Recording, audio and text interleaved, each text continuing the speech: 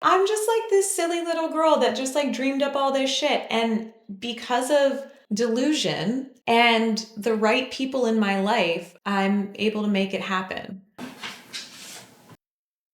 Okay, so who am I and what do I do? Hmm.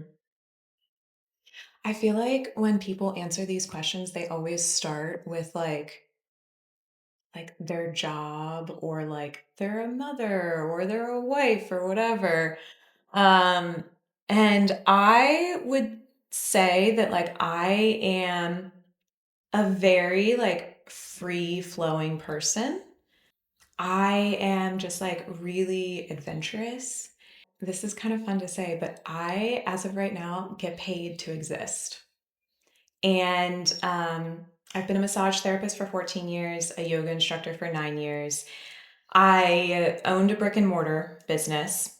And in COVID, I never really wanted to own a brick and mortar business. It just kind of happened. And in COVID, I, one, discovered you can teach yoga online. And two, my landlord was like, hey, you still have like, I don't know, 3 years left on your lease or whatever, but everyone is rethinking things. If you want to rethink your lease, I'll let you out of it. And so I was like, oh my gosh, like I want to go all in on creating this virtual wellness career. And I had no idea what that meant or how you can even make money doing that. And so I leaned into content creation. And so what that journey has looked like for the last like 3 or 4 years is I took my massage therapy and yoga career and created a methodology of self massage that I teach to outdoor adventure athletes who want to recover. But also in this practice, I've realized working with so many women that we store unprocessed emotions in our body. And when you combine pressure with breath work, you can actually release those emotions and release the root cause of tension. So, part of what I do is I teach that. And then through, content creation has really helped me lean into being a virtual wellness entrepreneur, but it's just like really fun. And so, for example, like this last weekend, I had a work trip and I went to the Savage River in Western Maryland and paddled all day. And it's beautiful whitewater. It's like class 3 whitewater. And then I got off and went to Thomas, West Virginia to the Purple Fiddle, where one of my favorite musicians was playing. And we just like danced with all my friends, and it was so fun. And I made a video for the Purple Fiddle that's like, this is the adventure day. Like you go adventuring and then you get off the river and you're kind of smelly and it's okay. You just put on a cute outfit and then you go dance and you have fun.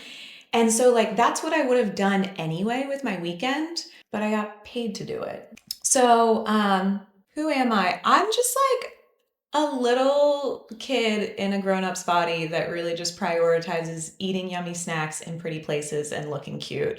And what do? I get paid to exist. And that's like a wild thing to be able to say. My name is Leah. I am a virtual wellness entrepreneur here in Western PA, Appalachia. On a scale of 1 to 10, how authentically are you living right now, both on and offline? Love this question. I would say on a scale of 1 to 10, I am authentically living, I want to say like a 9.5. I think in life, maybe like an 11. Because I am very like, I'm going to do what I want to do. When I was 4 years old, my brother, who was 18, died in a car accident. And I went to bed that night. I had a brother. I was woken up in the middle of the night and didn't really understand what was going on, but I knew that I didn't have a brother anymore. And we went to his crash site, which was a boulder. And it was interesting because I saw it years later and I'm like, that little thing is what did it? But when I was 4, I was like, oh my gosh, this is a massive rock. And I'm standing there. And it occurred to me at 4 years old that we're not guaranteed 80 years. We're not guaranteed 20 years. We're not guaranteed to go to bed tonight. And if we do go to bed tonight, we're not guaranteed to wake up in the morning. And so at 4 years old, I was like, well, if tomorrow's not guaranteed, like I'm not going to waste today eating food that I don't like, wearing an outfit that I don't feel really cute in, working a job that I fucking hate, hanging out with people that drain my energy. Like, I'm not going to do that. So that moment was really like, it was a pivotal moment in my life that if I look at every decision I've made, it can come back to that feeling of like, this is all we get. I'm not gonna fucking waste it doing something I don't want to do. So how I live authentically in life is, I think, 11 out of 10. Um, Online is, I hold a little bit back. I think out of just like fear of being seen, which is really natural. I'm trying to like navigate um, really being authentic and using my authentic voice so that when someone meets me, they're like, oh my gosh, like you're the same online as you are in person. I love that compliment. And then also it's like, well, how much of my life can be mine and not be shown to everyone? Or like, do they really need to know that like, I just went through a breakup and like I'm bawling my eyes out today, and like I could just like post a cute little video and like no one has to know, it's fine. Oh, these are so good. Talk to me about your relationship with your body. What was the experience of coming home to yourself and releasing stored tension and emotion like for you? Whew. Well, okay. So, first of all, my relationship with my body, let's just like acknowledge that we're women living in 2026. So, like, body dysmorphia affects everyone. And I really struggled with anorexia and bulimia from a young age. And like maybe that was a control thing, like, but I got to the point when the first time I stopped drinking, which was like right before my 23rd birthday. And then I realized like all of these patterns were showing up of like in my relationships and like in how I was speaking to myself and how I was treating myself and how I was feeding myself. And I wasn't fueling my body in the way that I needed to go whitewater rafting and mountain biking and skiing and climbing and do all of these things that I want to do. And so I started to like shift from like, oh, I shouldn't eat so that I can be skinny so that like someone will love me, to like, oh, I'm going to fuel my body with with what it needs to be the best body that it can be so I can accomplish all the things that I want. And I think as soon as I like made that shift in my mind, like it was so easy. And my relationship with my body completely changed. And so now when I look into the mirror, like that body dysmorphia is still there. It's still present. There's still like, my ex-boyfriend's voice telling me that like I'm not as hot as I think I am. Or like my mother who, was born in the 60s is like, should you really be eating that? I'm like, but I can take all of that and push it to the side and go, no, like this is my body and it's been through so much and I love it so much. Like I'm so grateful for this body.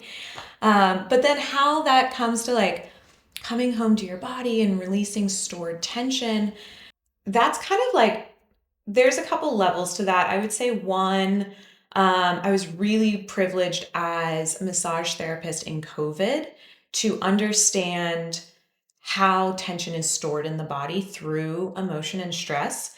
Because obviously in COVID, I had to stop working as a massage therapist.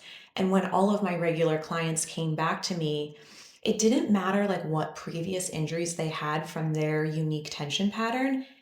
Everyone felt like a brick wall. And it didn't matter how long I worked or how hard I worked. Like it was like scratching the surface.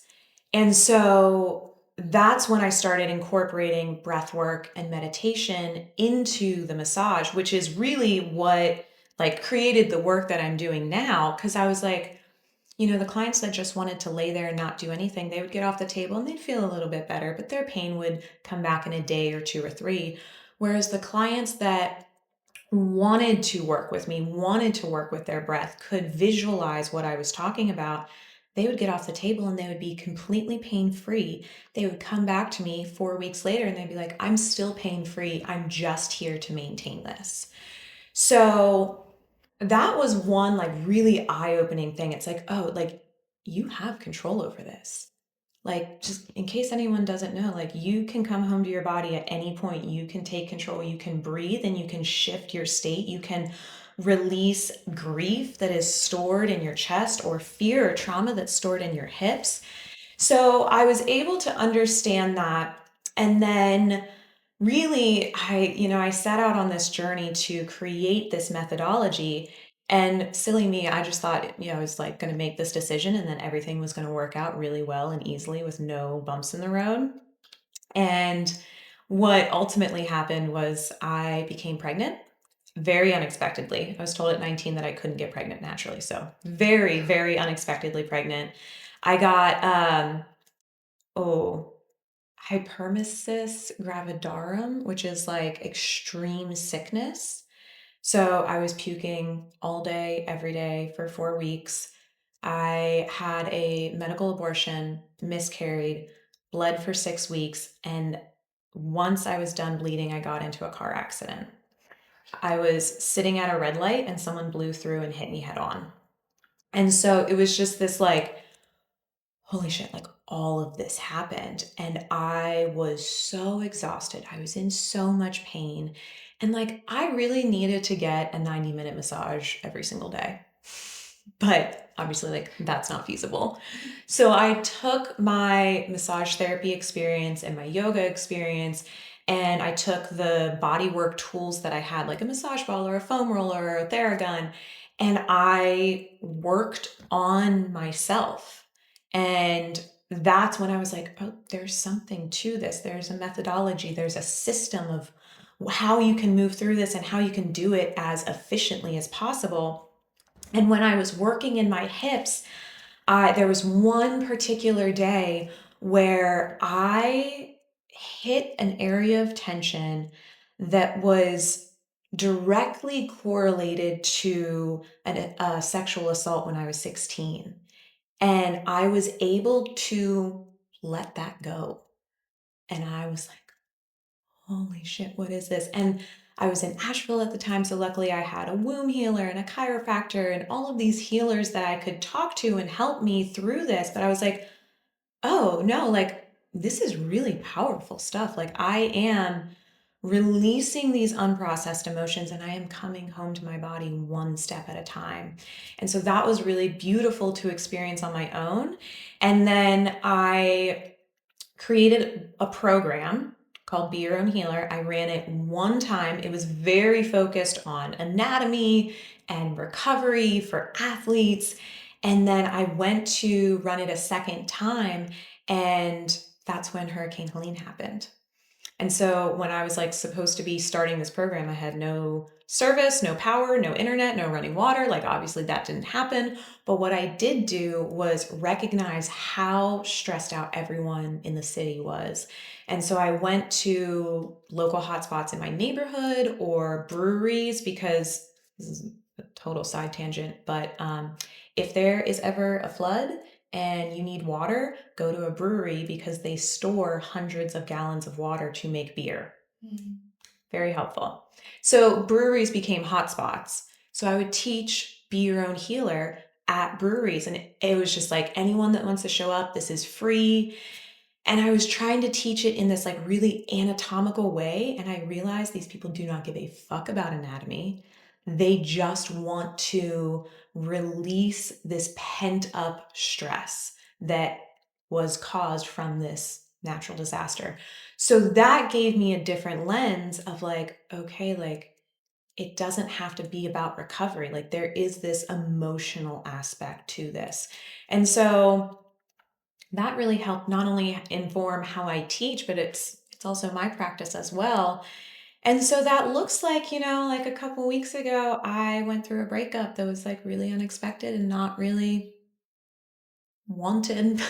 And I was really sad. And instead of like letting that grief and sorrow build up in me, I was able to go down to the water and just like have some peace and quiet and sit in the sunlight and do my be your own healer practice of like applying pressure, breathing through it, using my voice to move that tension out of the body. And I like cried really fucking hard. And then after an hour, I got up and I was like, okay, I've like moved that out of my system. I'm still sad. I'm still dealing with it, but it's no longer like causing physical pain in my body, which it's like, once you understand how to do that, it's like you become this like the most powerful version of yourself, which is really beautiful. You're a community builder, massage therapist, yoga teacher. What is your mission? What do you love most about helping others reconnect to themselves? I've been asked this question, what is my mission? A lot. And I always have the same answer, which is like my mission in life is to eat really yummy snacks in beautiful places, ideally with people I love, but I'll do it by myself. And that seems really simple, but you think about like how many people are in this world that like wake up in an area that they don't love and they work a job that they hate and they're sitting in traffic for 2 hours a day and they're just like going through the motions. And I think when they either meet me in person or see my content, it's like a reminder that like, I don't know, like don't take it all so seriously. Like have fun. And that is like, I understand that, especially like gas is really expensive. So saying like, going on a road trip, like that's a very privileged thing. But like, how can you make every day feel just like a little bit more special? So, I mean, that relates to being a community builder and a massage therapist and a yoga teacher. Um, I've been practicing yoga since I was 8 years old. And I had this vision, like as an 8-year old, I'm like, one day I was like real skinny, scrawny, like big poofy hair. I was such a nerd. And I was like not in cute yoga clothes. I was in like a Nickelodeon t-shirt and like Patagonia baggy shorts.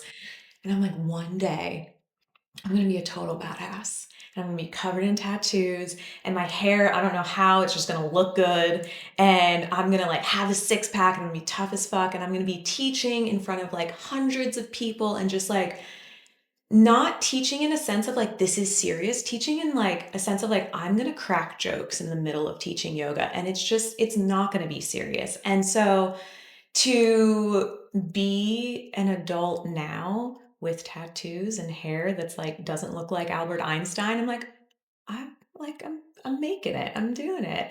So it's kind of just seemed like this has always been the path. Um, and same thing with massage therapy. Like I graduated high school and immediately started massage therapy school. Got out of massage therapy school, I immediately got a job at a spa. And as soon as I was done at the spa, I started working for myself, and I've been working for myself for 10 years. So wellness, whether it's massage therapy or breath work or stretching, like it's a part of who I am, and it allows me to live authentically and live my mission of just like doing whatever the fuck I want whenever the fuck I want to, and setting this example to everyone but especially women. And so then I get to build a community of really badass chicks that like to do yoga, that want more than like what society says we should want for. It's like how many people are like saying like, oh, well, this dream is like too far off. So I'm just going to like tamper it a little bit. I'm just going to like take it down a notch. I'm going to want something a little bit less. And I think that when you come home to your body and when you care for your body, whether that's through self massage or yoga or breath work, it gives you the energy and the confidence and the power and the desire to just go after what you want. And I think building a community around that is going to create such a huge ripple effect in this world. Like, if there are just more women willing to come home to their body, prioritize their wellness so that they can achieve their goals, whatever the fuck their goals are, then they will set an example for the women in their community and their children. And I think like the more that grows, the more impact it's going to have. Oh, and what do I love most about helping others reconnect to themselves? Hmm. I think I just love the freedom that it gives them. Like when I work with women, pretty much almost every single woman I've worked with has some experience of sexual assault. And that's a spectrum, but pretty much every single woman is somewhere on that spectrum. And so there is fear and trauma stored in the hips. And it's one thing to just like work to release that fear and trauma. But what I want to do is release that fear and trauma so that there is openness and space so that power can fill that space. And so I just love leading women through this experience, again, whether it's like grief or anger or fear, and watching them go through the experience of like releasing it, letting it go. Now there's space, and you can fill that space with whatever you want. And they're just like, oh, like I have the power to do that. That's incredible. That's magical. Like, what the fuck did we just do? That like realization from, again, people, but specifically women, is just like the most rewarding thing ever. It's like when I spend an hour working with someone one-on-one and get them to that place, it's like, that wasn't work. Like, that was not my work day. What do you mean I get paid to do that? That's not real. Talk to me about your upbringing. How did it shape who you are today?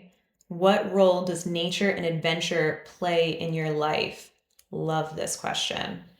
Um, and it's funny, I was driving here thinking about something someone said recently, which is, and I don't necessarily agree with this 100%, but it's interesting to think about.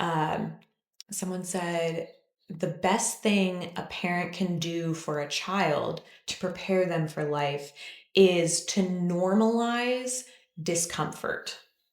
Again, don't really agree with that 100%, but I was thinking back to my own experience and I'm like, as a kid, like my very first winter camping trip, like 0 degrees, like -10 degrees, whatever, I was 6 months old.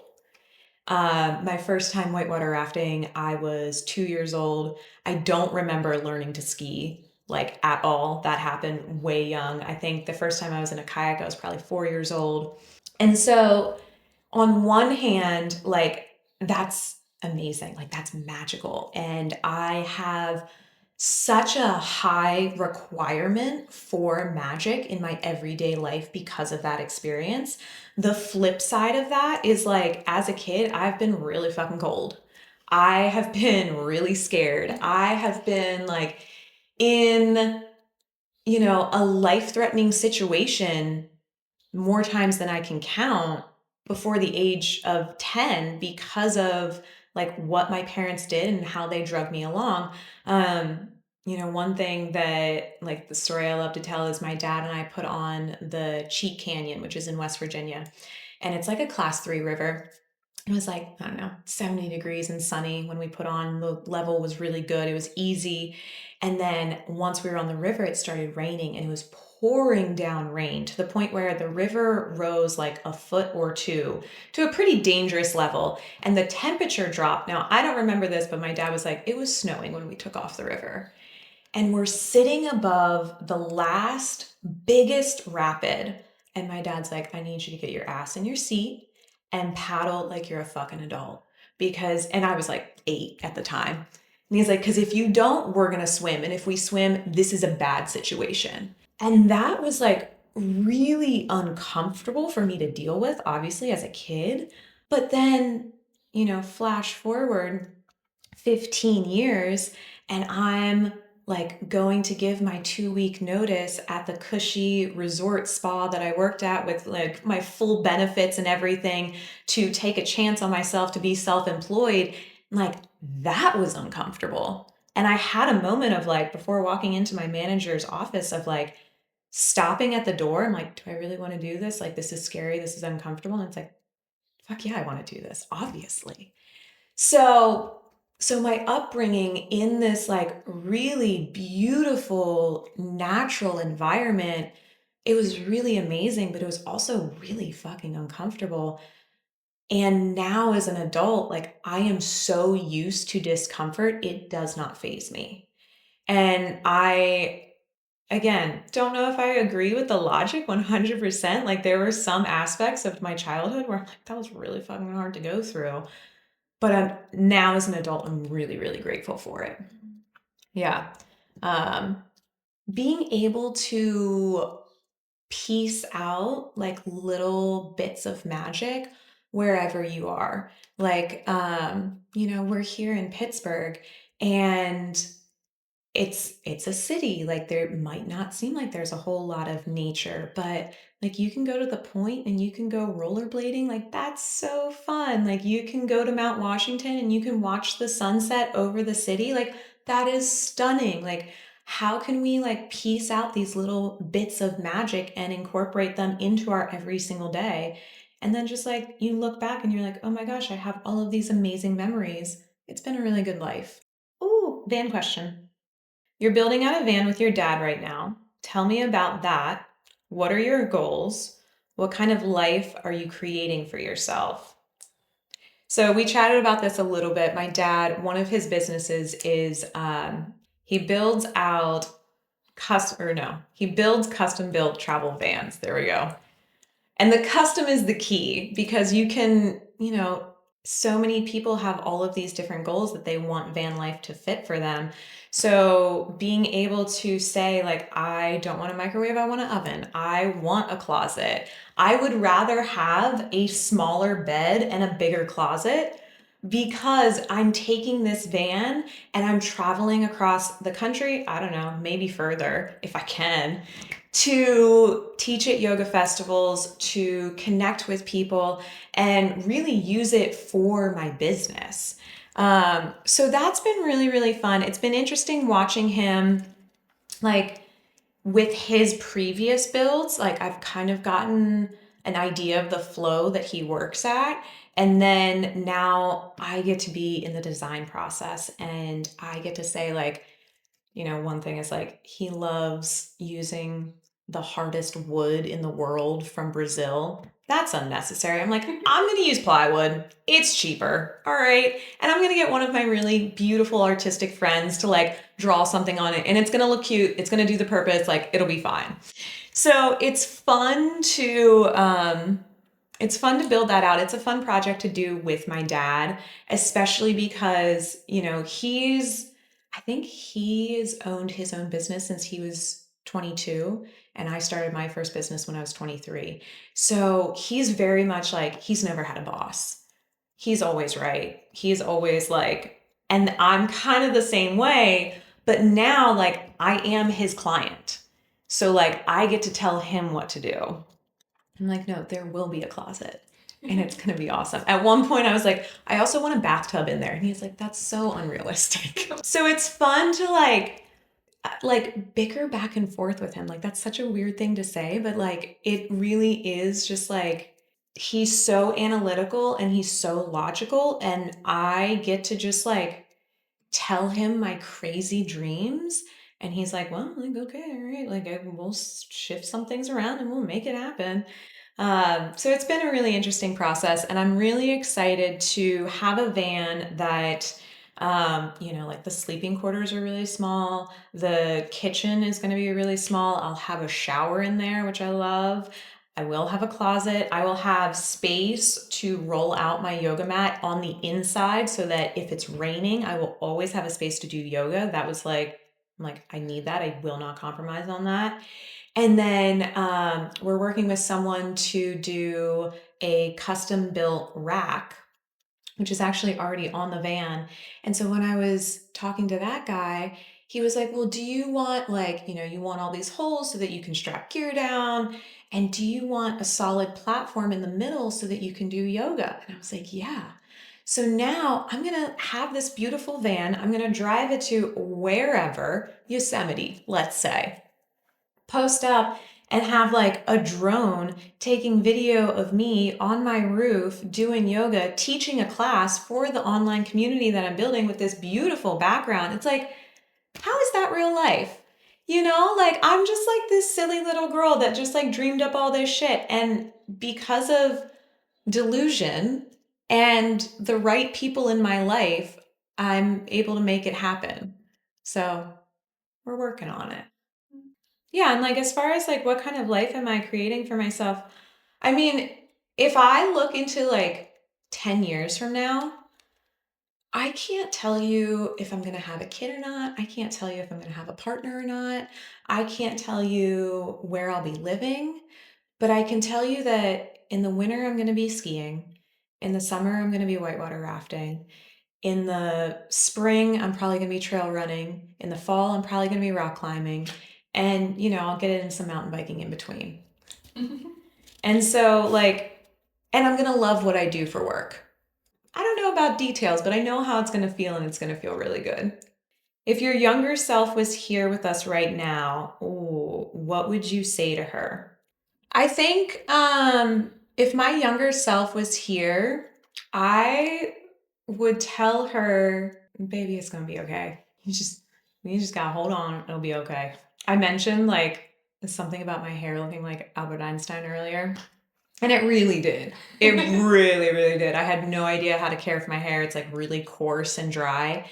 And so like now I oil my scalp every single day and now it looks really nice, but it didn't before. And when I was like, I mean, I was young, maybe 6. This old lady came up to me and she was like, "You have the most beautiful hair I've ever seen in my entire life. Like, you are so lucky. I bet it feels so good." And I was like, "No, I get bullied all the time at school. Like, people make fun of me. Like, I have like a little, like, it sticks up. Like, that's weird." And she was like, "Listen, like, it might suck now, but eventually you're going to grow up and all those people that were making fun of you are going to shut the fuck up and you are just going to have beautiful hair and it's going to feel really good."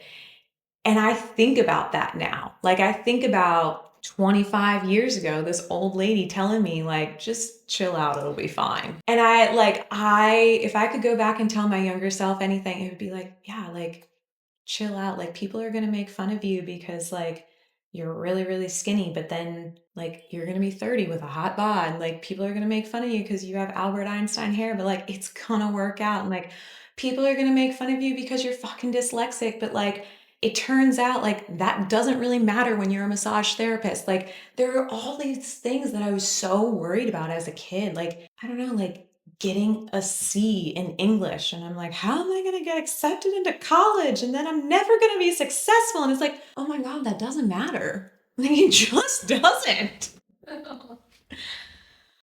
If my future self was here, she would probably say, I think one of my things is that I will get stuck in a freeze response. And I like have a lot of shame around that freeze response. And that spirals into more of a freeze response. And I think like if my future self was here giving me some advice, it would be like, hey, like energy and life is going to ebb and flow. And so when you're in that ebb, like it's okay. Like, shame isn't going to help you here. You're not going to shame yourself into a better version of yourself. So just like have some love, watch some Bravo, and then like get your ass up and like go on a hike, you know? Or like just go sit in the sun for a little bit or whatever. Like, just move a little bit. And then once you start to get yourself out of it, like the more magic that you search for and the more gratitude that you have and the more that like opportunities that you search for by taking action, whether, you know, that's a big step or a little step or it's really scary or uncomfortable or whatever, like those little movements compound into really amazing opportunities. So I think that's what she would say. These are really good questions. What is the biggest lesson life is teaching you right now? What are you learning to love about yourself? Like outdoor adventure is really important to me. It's been consistent throughout my entire life. So when I started dating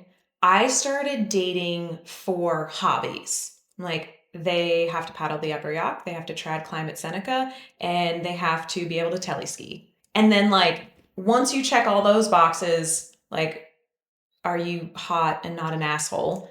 And then, like, once you check those boxes, like, are we compatible?